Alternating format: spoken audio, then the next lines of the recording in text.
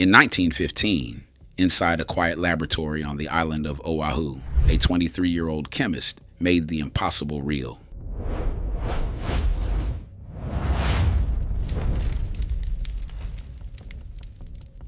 Amid the scent of oil and chemicals, with only a notebook and her determination, Alice Augusta Ball discovered how to transform an ancient, bitter remedy into the world's first injectable treatment for leprosy. For the first time, hope flickered for thousands who had been forgotten, and then, almost as quickly, her name disappeared from history. Alice Ball was born in 1892 in Seattle, Washington, into a family that believed deeply in education and progress. She was brilliant, methodical, and unshakably curious. When she arrived at the University of Hawai, she became the first woman and first Black American to earn a master's degree there, and the university's first Black chemistry instructor, all before the age of 23.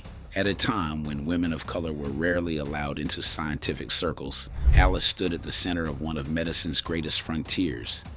In those years, leprosy, Hansen's disease, was one of the most feared afflictions on earth. In Hawaii, those diagnosed were torn from their families and sent to die in isolation at the leper colony of Kalaupapa on Molokai. There was one supposed cure: chalmugra oil, extracted from a tropical tree. But it was thick, caustic, and almost useless. It burned the throat when swallowed, blistered skin when injected, and refused to absorb into the bloodstream. Patients suffered without relief, their hope draining with every failed dose. Alice studied that oil obsessively, searching for a way to tame its cruel chemistry. Night after night, she labored in her small university lab, testing, isolating, refining. Then, she did what generations of scientists could not. She extracted the active fatty acids and transformed them into ethyl esters, smooth, stable, and soluble in the human body. For the first time, chalmugra could be injected safely. Patients at Kalaupapa began to heal.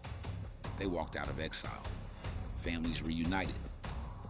The quiet revolution had begun, one drop at a time. But before Alice could publish her findings, tragedy struck.